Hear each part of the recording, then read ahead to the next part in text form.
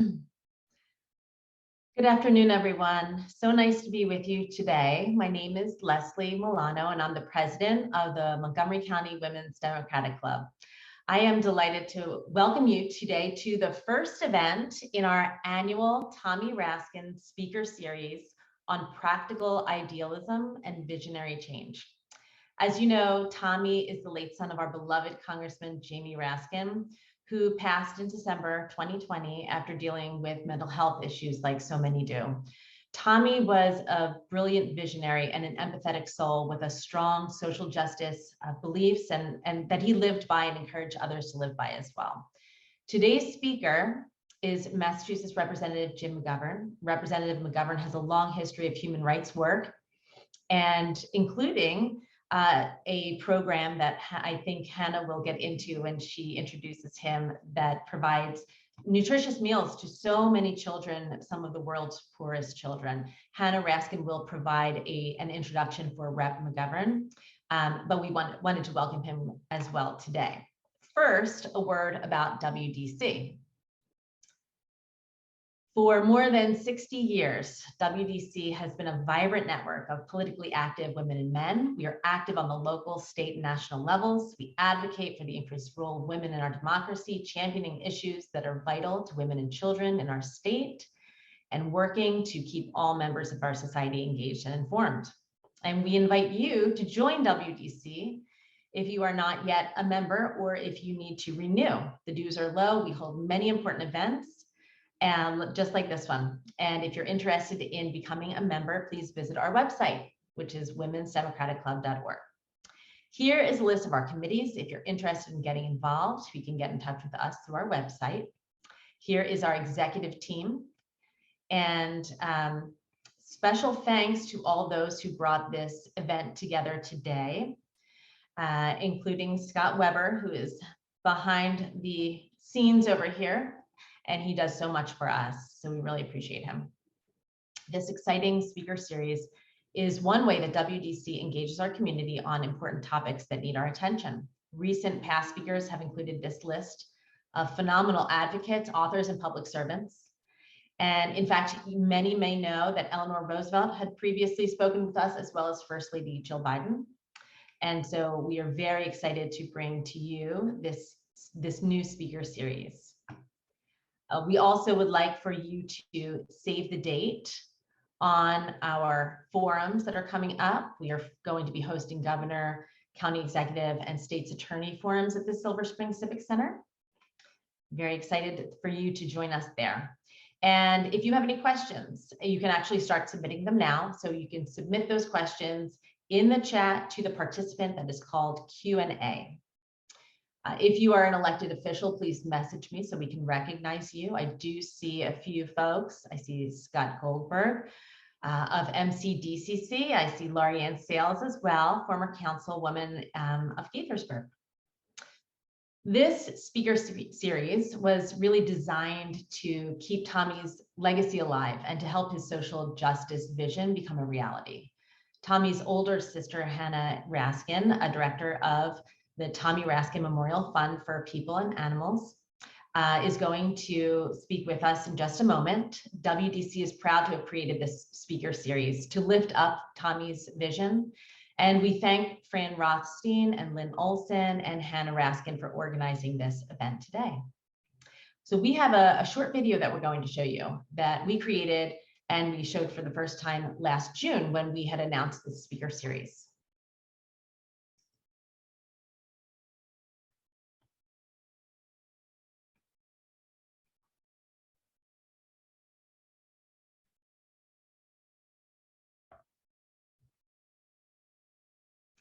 And it's a short, less than 2-minute video.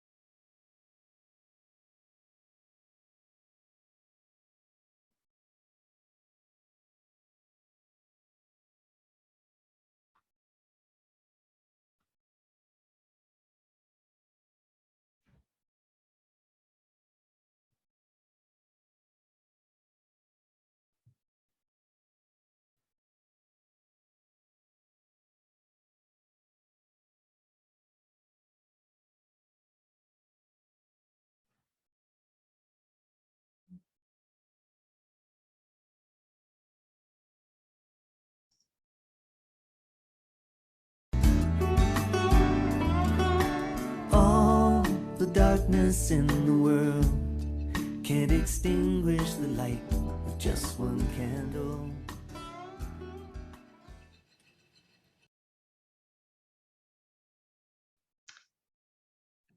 Thank you so much. So Hannah, going to send it over to you.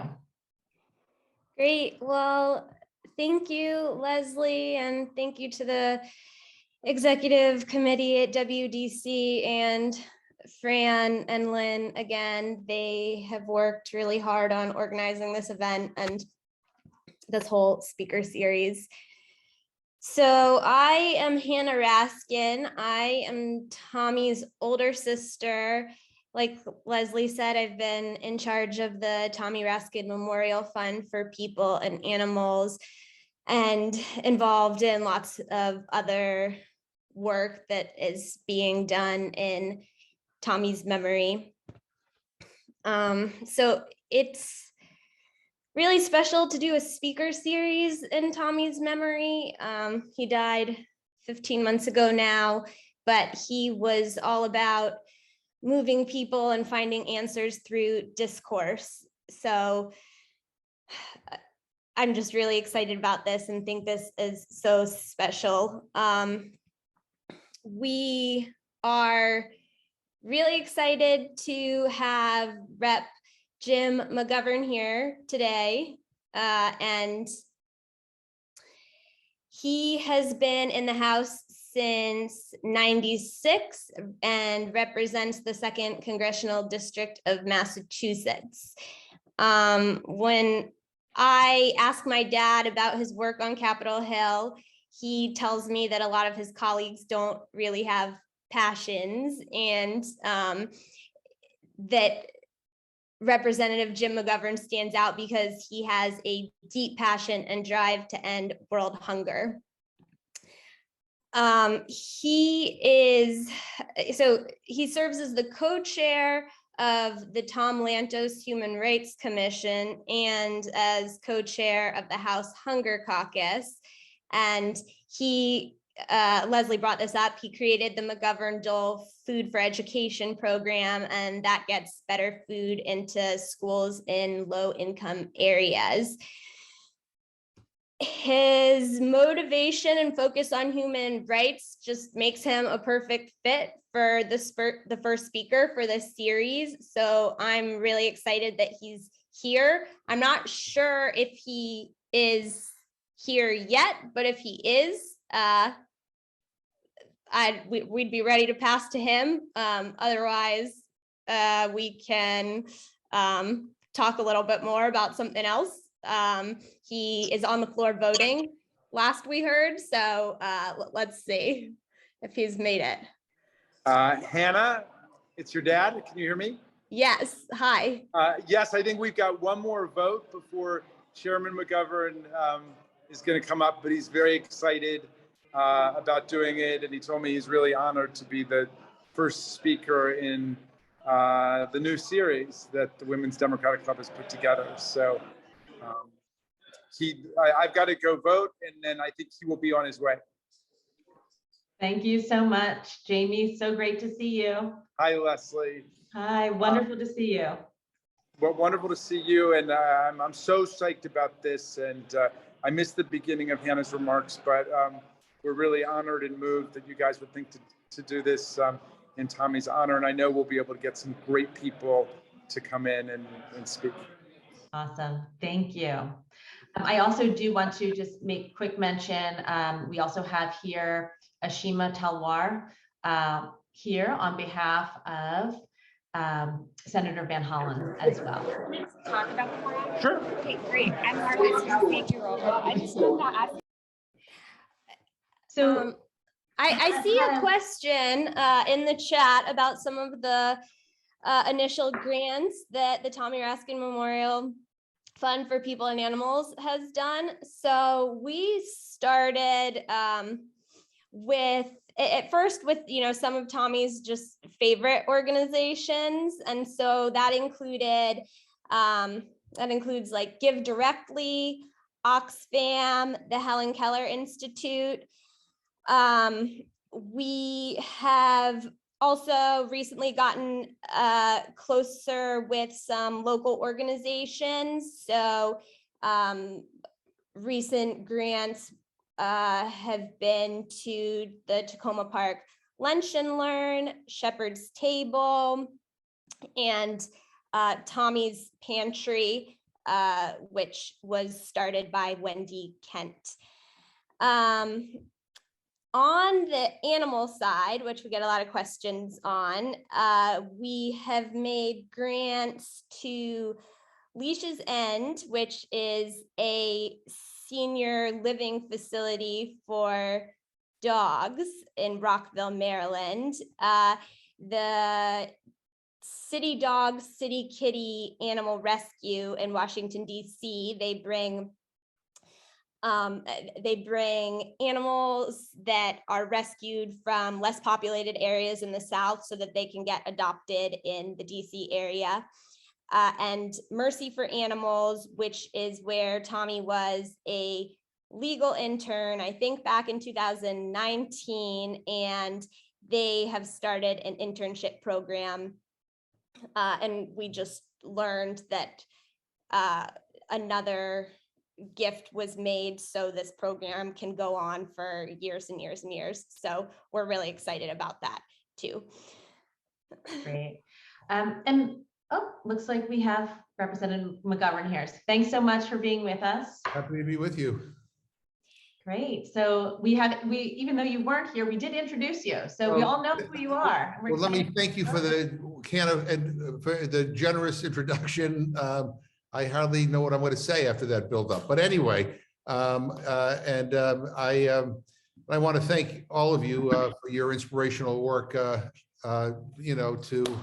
honor Tommy Raskin, your brother, good afternoon, everybody. It's an honor to be with you today and to inaugurate the Tommy Raskin Speaker Series. And I want to especially thank the Women's Democratic Club Board for choosing to honor Tommy in such a fitting way, bringing together people who care about the work of social justice and working to advance the cause of human dignity and decency for all. I chair the House Rules Committee, and it is one of my greatest honors to serve alongside of your Congressman, Jamie Raskin. I just saw him on the floor, so I don't know if he's here yet. And look, let me just be very honest with you. I mean, Jamie has been a beacon of light and hope in an otherwise very difficult time for our country. He's one of the smartest people I know, an expert on the Constitution who can actually explain it so the rest of us can understand, all the legal aspects to many of his arguments. He's one of the kindest people I know, someone who cares about everyone and is guided by love.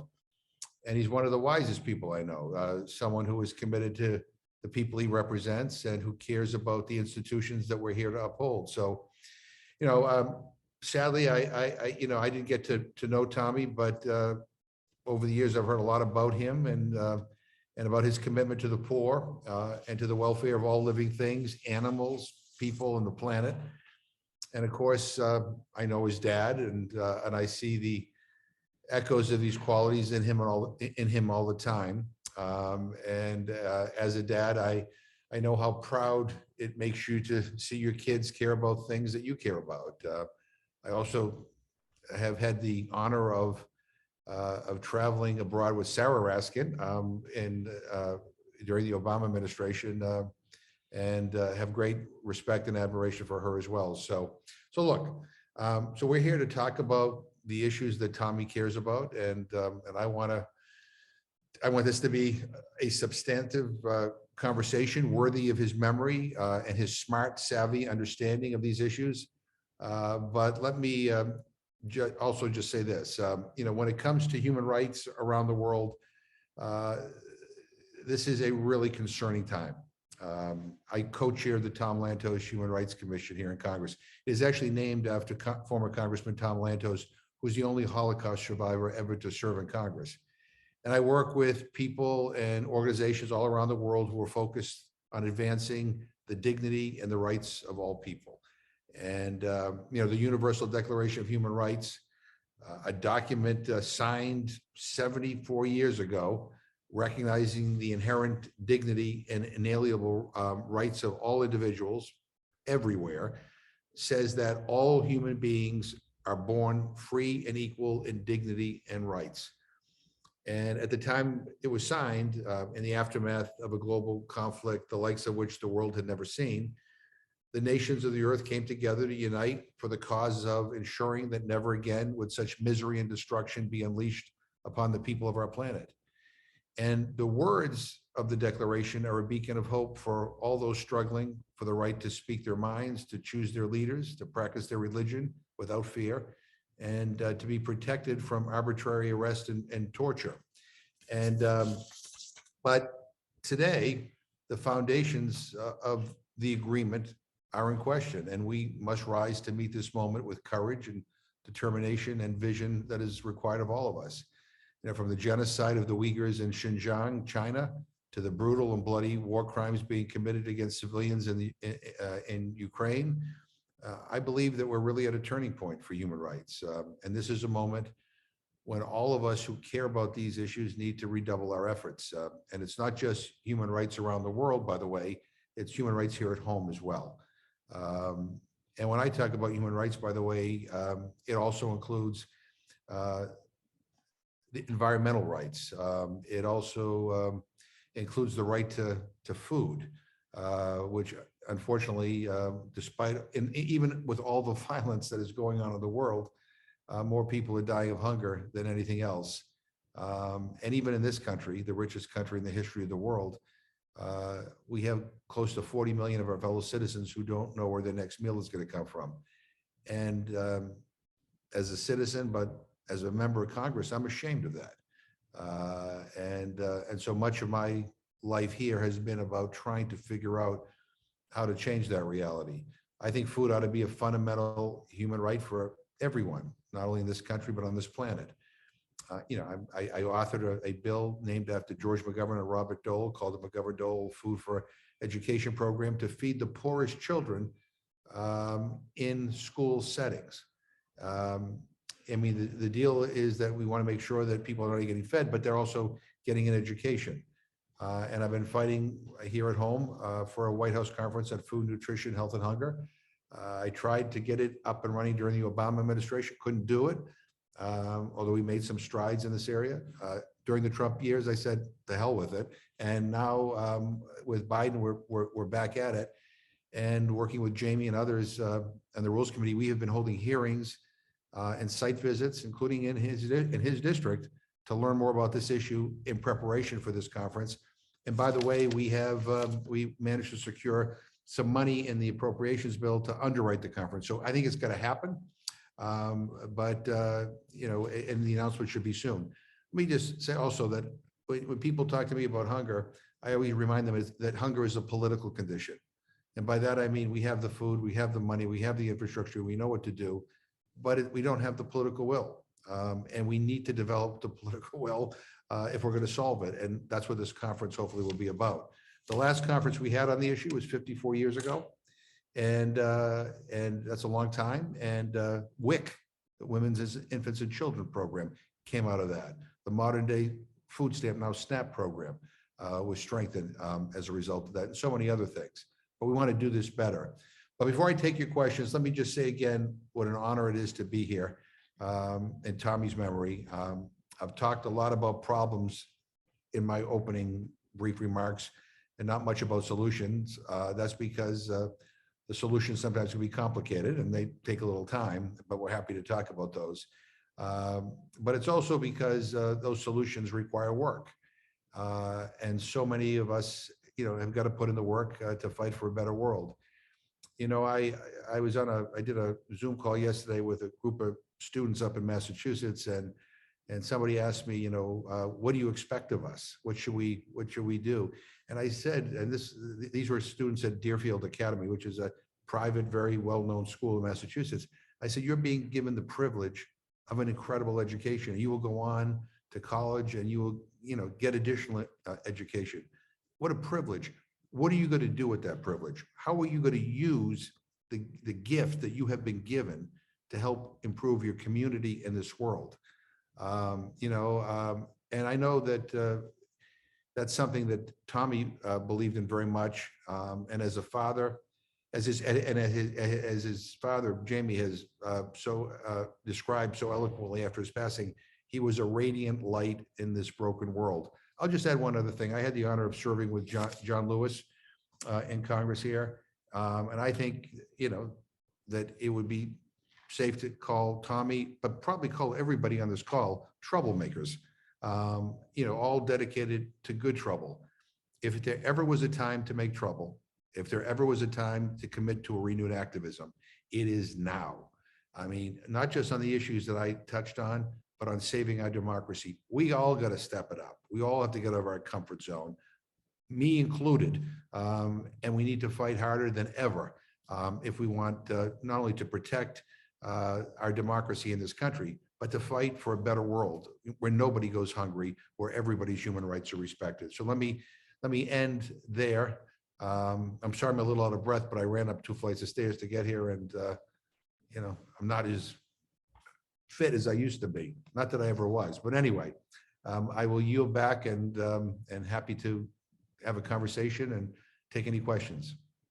Great, thank you so very much. And actually, we have questions rolling in right now, so we will get to those. So the first question that came in from our Q&A is, do you think that the Republican Party is contributing to the erosion of human rights? I'm sorry, I'm stifling my chuckle here, but in this country, essentially, and what can we do really as Democrats at the grassroots level to make sure that our country lives up to the UN Declaration of Human Rights? Well, the answer to that is yes. I mean, the fact that some of my Republican colleagues feel it is appropriate to provide cover to those who attacked this Capitol building on January 6th, continues to bother me greatly. I mean, I was in the chair. I took over from Nancy Pelosi. I was one of the last people off the House floor. When I walked into the speaker's lobby, I saw these people smashing their fists through a glass door to get at us. I mean, I'll never, ever forget that. The stories of staff hiding under desks, traumatized. I know Jamie and his family were here as well, but, to try to circle the wagons and defend that kind of behavior really is a precursor to a type of leadership that will turn its back on human rights. In addition to that, I mean, look, our criminal justice system is in deep need of reform and repair. We still have the death penalty in this country, which I think is a human rights violation. The way we're treating immigrants at the border, there's a little bit of good news today about the Biden administration taking some steps, but people, who are fleeing violence, who want to apply for asylum, ought to be able to exercise their right to do so. And we have people here who are exploiting, their own kind of ideological biases to promote human rights violations around the world. I co-chair the China Commission. We did an exhaustive report on the violations of human rights against people in Hong Kong, the Tibetans, the Uyghurs, other human rights defenders. It took months. We just released a report today. It took months to release the report today because Republicans were upset that we had a section on human rights violations against the LGBTQ community. And I'm like, in my discussions with them over their objections, I was like, this is 2022, okay? I mean, can we get over the old, bigotry and understand that everybody is important, that we all should be treated with dignity, and that when anybody is persecuted because of who they are, we ought to be their voice. And just the final thing where Republicans, I think, are contributing to a deteriorating human rights situation is we got some people here who are apologists for Vladimir Putin's attack on Ukraine. I don't get it. I really don't get it. But they see there's political gain in that. But when you're silent, when you're indifferent, or worse, you even cheer on human rights violators or human rights violations wherever they may occur, then they'll happen again. So it's a long answer to saying yes. I do believe that they are a problem here. Yeah. We have a lot of questions here about okay. a lot of questions about food security. So here's a few. When the White House conference is held, do you have hopes for a particular outcome like the last conference, creating SNAP and WIC, based on what you and the Rules Committee are seeing and hearing? Yeah, the answer is yes. I mean, look, the last conference was really good. If there was a flaw in that last conference, most of the people who were there looked like me. And, you know, we want to have people with lived experiences and people who are working in the community, actually, who have initiated projects that are actually working in some communities. So we want it to be much more inclusive. We want every single department in the administration to be involved in this. And we have been, the Rules Committee, in addition to all the hearings, we've been meeting with each cabinet official one by one by one. And some of them you think make sense, like the head of HHS or the head of USDA, because a lot of our food programs fall in under those agencies. But we sat down with Pete Buttigieg at Transportation, you know, and I said, look, getting people to and from places where there's food, getting food to people, refrigerated trucks, food trucks, those things, that's transportation. We need you. The Secretary of Health, of Energy, Jennifer Granholm, energy, utility bills cut into people's food budgets. You need to be part of this conversation, as well as to deal with the issue of the climate crisis. So we want everybody involved.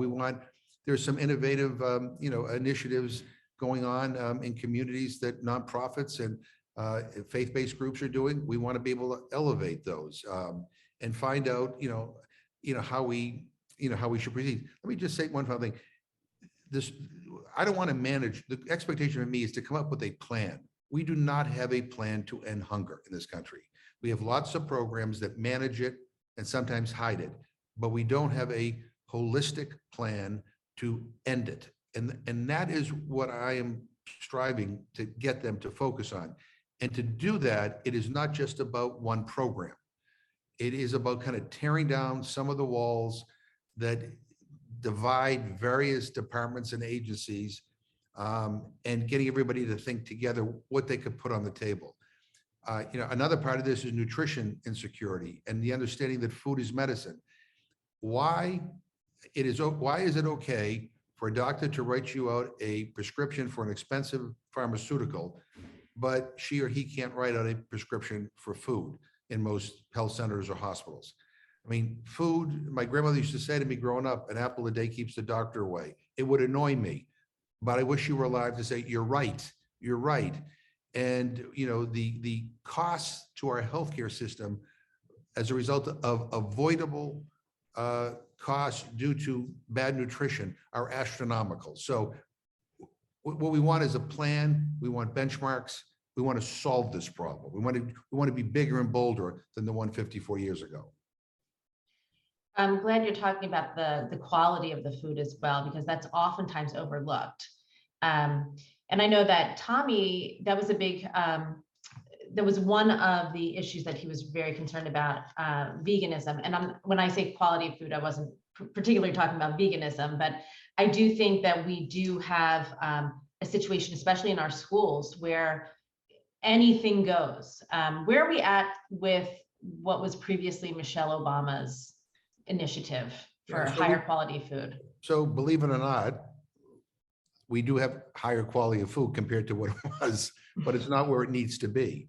And what's missing is an appreciation for culturally appropriate foods, and you know, and for more flexibility in our school systems to be able to source locally, or to not just with our local farmers, but with our local restaurants.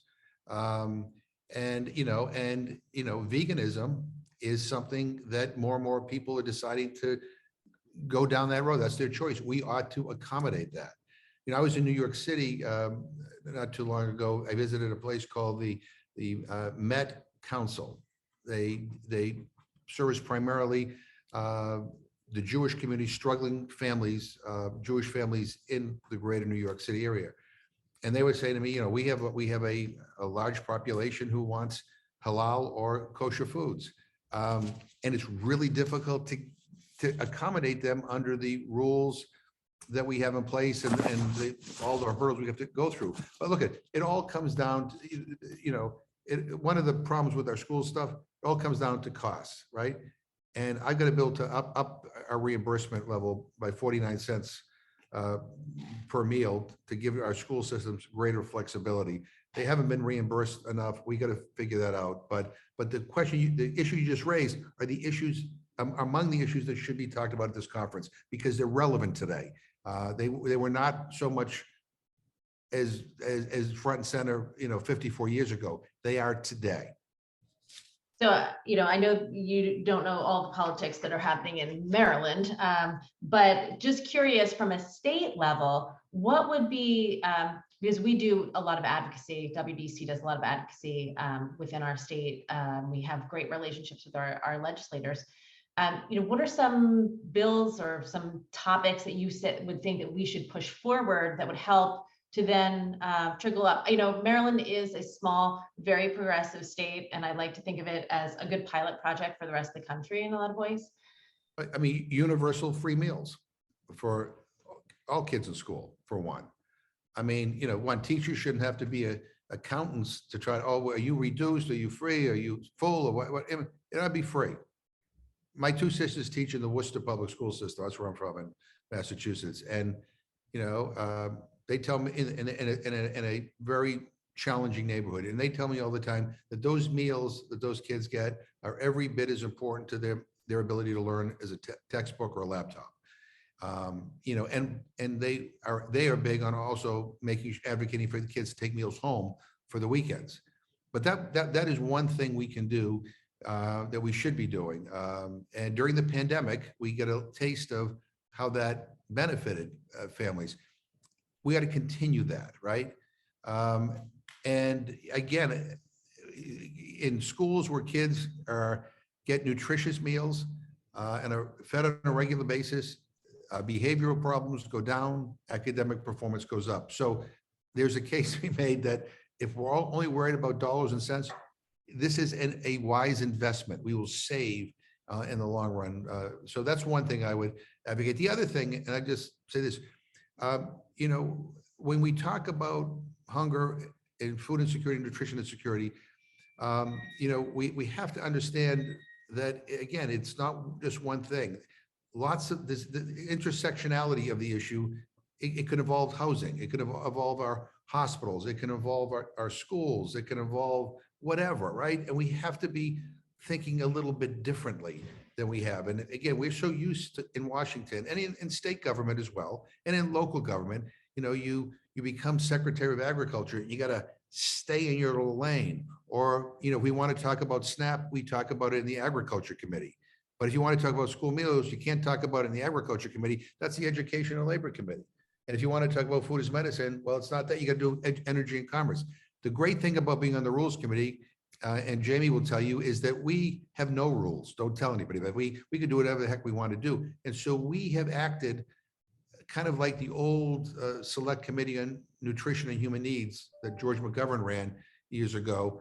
And we're doing hearings on everything, cutting across all different jurisdictions. We did a hearing on hunger on college campuses, challenges in our tribal communities, food is medicine. I mean, we have how hospitals can do a better job on this issue. So we need states to have a similar conversation as to the one we're about to have at the national level, so they can better coordinate. Excellent. Thank you. So can you discuss the intersection between alleviating hunger and educating girls and women? Well, yeah, I mean, again, the Montgomery Dole program, which is an overseas program, one of the great things about that initiative is that when you introduce a meal in a school setting, in some of the poorest countries in the world, girls' education has not been a priority. And when you introduce a meal, then parents send their girls to school. And when girls are in school, they tend not to have children as early an age.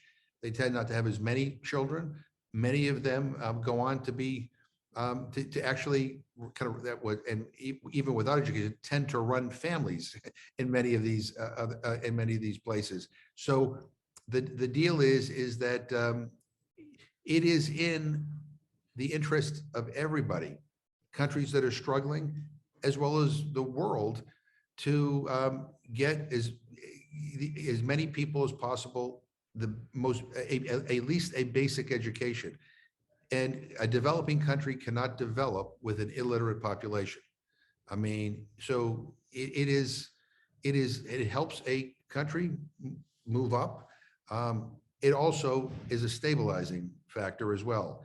And let me just say one thing. I've visited these Montgomery Dole programs all around the world. And it's like, it's magic. I mean, it's unbelievable. I mean, it's so inspiring to me. And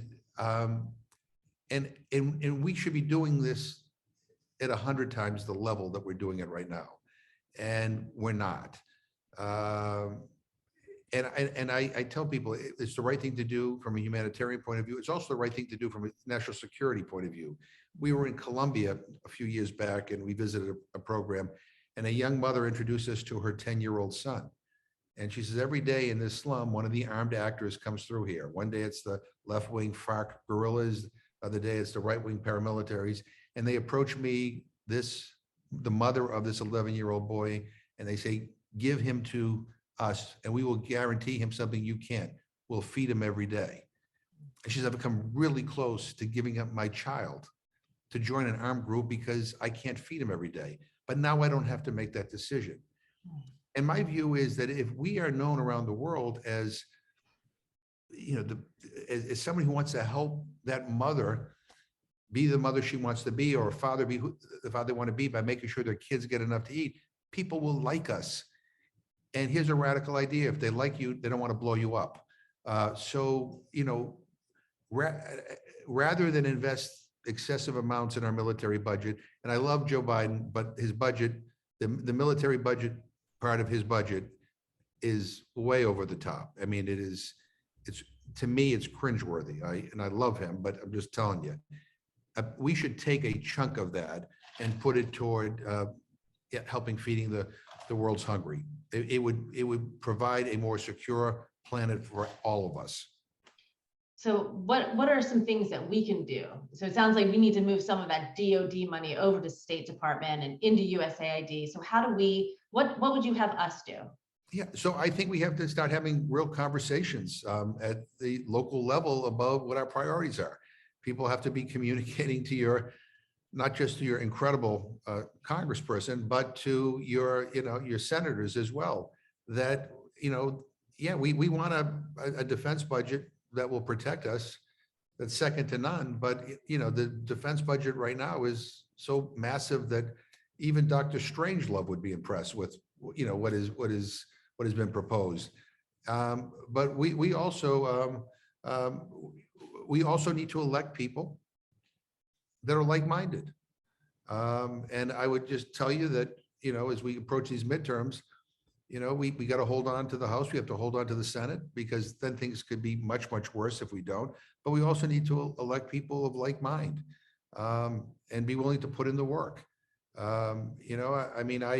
We're at a point now where it is no longer enough to think lofty thoughts and talk the talk. I mean, we are at a point now where we have to walk the walk. And if that's knocking on doors, now that COVID is going in the right direction, or responding with letters to the editor, to articles in the paper that are, don't reflect our values, or even trying to educate our own family members sometimes, which I have to do a lot, although my mother doesn't like when I do it. But the bottom line is we have to find ways to be more engaged. And I always say, as Democrats, I think we are usually much more polite, and I'm all for politeness. And I want everybody to be nice, but just not too nice. Sometimes we have to be a little bit, draw a few more lines in the sand, because I think we're at a moment where if we don't, we're going to lose ground. And on all these issues that we care about, we're going to go backwards. I mean, look, there was no way we could ever get a White House conference when Donald Trump was in the White House, or for that matter, George W. Bush. I mean, we now have that opportunity, and this could be transformational. The stuff that we're doing here in the House right now to combat hunger, it's not as much as we need to do, but it's a hell of a lot better than we have been doing, and we need to continue on that trajectory. And so, you know, it's like, again, I know I'm preaching to the choir here, but sometimes it's good therapy. And I really feel like, you know, that, you know, I feel so strongly that this moment is like the most pivotal moment in my lifetime for the things that I care about. And I'm not being dramatic. It's what I feel, and what I know what would happen, what will happen if we don't succeed. So just, you know, mix it up. And if you have good ideas, by the way, let us know. I mean, go to our webpage, rules.house.gov. There's a page you can go on to. If you have good ideas or things you want us to see, or people you want us to talk on the hunger stuff, that's our kind of our clearinghouse. Yeah. And Scott, can you bring Jamie down into the spotlight as well? I hope that's okay. So looks like he's here, and There he is. or now, yep. Yeah. Hello. Hi, Diane. So thanks so much for being here as well. You know, I was just going to ask a question. This is the last question I was going to ask on the hunger topic, and I just wanted to sort of bring you both in here. You know, one of the questions was, how do we tackle hunger fatigue? But it's the fatigue of all the problems, all the world's problems. There's so much fatigue with the, you know, we have it in the news, we have it, I think people are overwhelmed. And as we move into some of these major elections, and just as you were saying, Rep. McGovern, that we need to hold on to these seats. What are your thoughts there? Just would love to hear from both of you. Well, I appreciate that very much, and forgive me, Congressman McGovern and Leslie and all my friends with the club, because I'm gonna have to go to another meeting right after this. But look, I think the key thing to understand, and here the Women's Democratic Club is a great embodiment of this principle, is that people will burn out and people will get exhausted if we think of it as a solo enterprise. If we think that each of us has to do this on our own. I mean, I think if Jim McGovern feels like he has to carry the entire weight of the world in terms of promoting the anti-hunger cause, it will be overwhelming even for him. And he has seemingly inexhaustible reservoirs of energy and vision and commitment, and he's so inspiring. But it's not just on Jim McGovern, it's on, you know, I see Jackie DiCarlo is on the call, and Diana Conway, and, you know, all my friends. I mean, you know, this is something we're all doing together, and people do need to maintain a balance in their lives. And Jim is correct that all of these things are connected to each other, and it is very hard to keep a progressive direction going. The undertow from the right wing is so powerful, but I'm just telling everybody, I've read the book about Cambridge Analytica. I know exactly what Vladimir Putin and Steve Bannon and Donald Trump were up to in 2016. This is a strategy to wear people down, to demoralize people about government, to trash anything that we do together in public, and to try to divide the population along lines of race and gender and ethnicity and religion and ideology, and depress people. And it's worked, and we've got to be the antidote to that. We've got to turn around and say, this is something that we're going to undertake together to defend our democracy, to promote all of the needs of the people, and to make government work for the public interest. So we got to make politics fun. We got to make it engaging, and we have to remember it is a common enterprise. And I just want to thank Jim McGovern so much for starting at the very base of the Maslow hierarchy of needs. There are people who aren't getting enough food to eat. And so let's start with that. And there are people who don't have a place to live. And let's start with that. There are people who are suffering from different kinds of violence and different kinds of disease. And let's work our way up until we can, you know, move the country forward on everything we're interested in. Thank you, Jim McGovern, and thank you, Women's Democratic Club. And what a beautiful testament this is to Tommy Raskin. I can't tell you how moving it is. Thank you. Thank you so much, Jamie, for being here with us today. And Rep. McGovern, one of the questions that came in, I know we don't have a little bit more time, so hopefully you'll stay with us for another 6 minutes. Someone had asked here, how much would we have to appropriate annually to end hunger in the US? It's a great question. I don't know if you have a number there, but I don't have the exact number, but it's less than you think. And some of it, by the way, is not about appropriating new money. It's how we spend the money that we're spending right now. Providing more flexibility. And I would argue that, and I'm arguing this with the Congressional Budget Office. I'll give you an example: medically tailored meals for people who get sick or in the hospital who go home. One of the number one reasons why people get readmitted prematurely to hospitals is lack of nutrition. Well, if we could have a medically tailored meal follow you home until you are up and able to make your own meals, well, you don't go back to the hospital. If you don't go back to the hospital, that saves the hospital money because they pay a fine if you go back prematurely. The insurance company has to pay. I mean, there's all other kinds of government expenses that go with it. So I think you can make the argument that if we invested in that program and did this right, you'd save a boatload of money over here. And I make the same case about education or food as medicine in general. All those things are all related. I think the better question is, like, what is the cost of not ending hunger? It's skyrocketing healthcare costs. It's kids who aren't learning in school. It's workers who are not as productive. And so, this is, so I mean, some of what we need to do, it's not just about, I think we should boost up SNAP because it's an inadequate benefit, but it's not just that. That's not the way you end it. It's coming up, it's embracing some of the things that we have seen at the local level. Let me just say, the other thing that people can do is they can educate members of Congress and they can educate state legislators. I got to be honest with you. I'm always shocked at how much people up here sometimes don't know. I also sit on the Agriculture Committee. I'm on the Nutrition Subcommittee. Every time we do the Farm Bill, the last Farm Bill, we're the committee that's supposed to oversee the SNAP program. I asked the question, what is the average SNAP benefit? And one of my colleagues said, enough. I said, well, that's a word. Can you give me a dollar amount? Someone said adequate. Well, I said, that's still a word. Give me a dollar amount. When we did it, it was about $1.40 per person per meal. That's gone up a little bit under Biden, which has been really helpful. But think about that. If I go get a Dunkin' Donuts coffee, I mean, that's the cost of the average meal that SNAP provides funding for. I mean, this is crazy, right? All the rules and the stigmatization around the program. We also have people who say, well, all people need to do is get a job. And I always remind them that the majority of people on SNAP are children. I guess we could repeal the child labor laws. Senior citizens, we can send grandma back to the factory. But of those who are able to work, the majority, the overwhelming majority work. They're working and they earn so little, they still qualify for the benefit.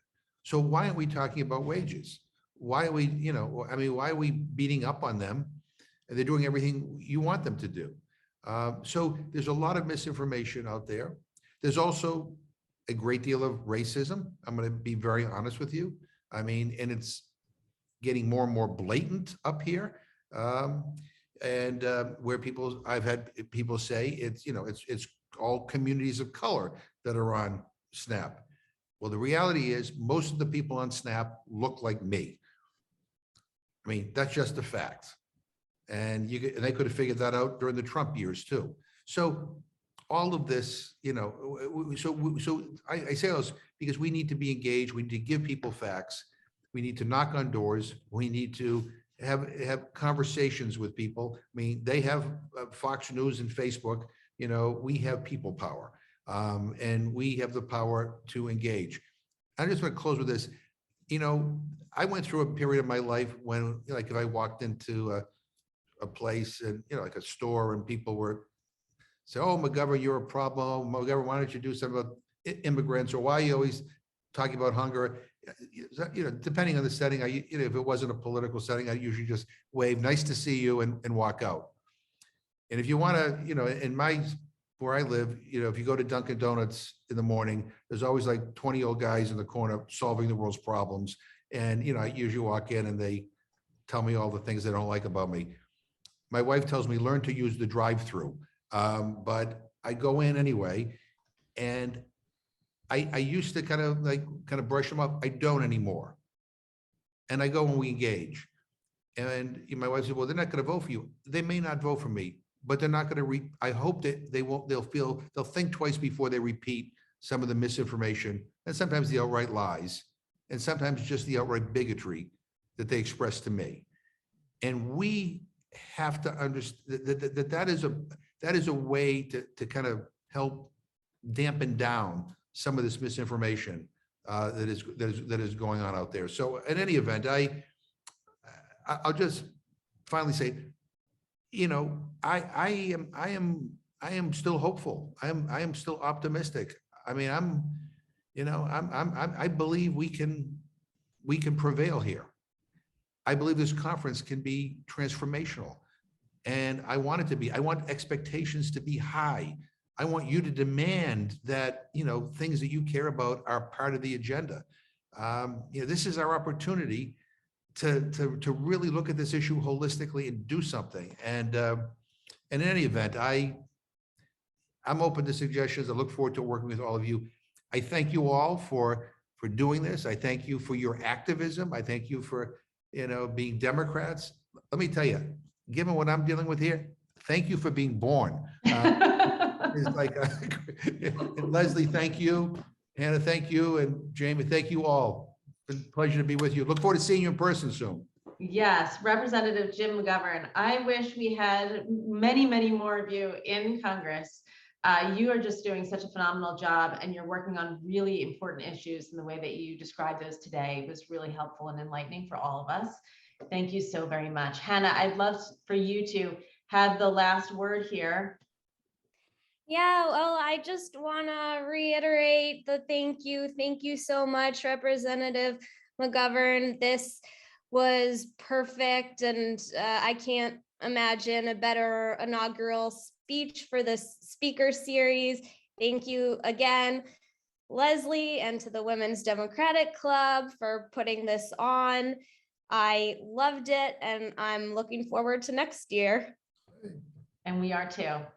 Wow, thank you so very much, everyone. Again, thanks to you, Hannah, and also Fran Rothstein and Lynn Olson for putting this together. Thanks to everyone who came today as well. We do have a couple of quick announcements at the end, and so we'll just do those slides here. We don't forget that we do have some forums coming up here, April and May at the Civic Center.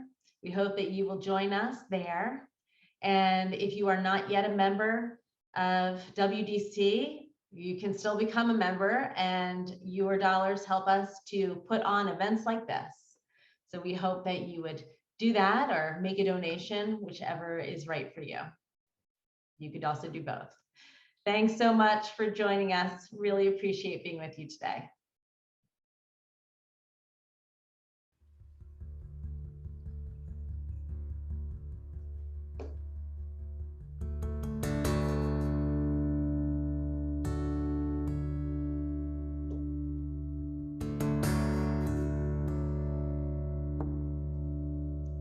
Thanks to everyone who's in the chat here as well. Thanking Rep. McGovern for his leadership on food insecurity. Thanks to Teddy Pensinger, our former board member, for mentioning that. And she says, and also to Representative Raskin for your leadership, and for Hannah and Fran and Lynn for organizing this great presentation. There's also, we had heard earlier here in the chat from Jackie DiCarlo, who's the Executive Director of Mana Food Center. We appreciate your leadership, Rep. McGovern, and thank you for your ability to meet with us at Mana during your recent visit with Rep. Raskin. So very, very nice messages from everyone here. So feel free to look through the chat. And thanks so much for being with us today.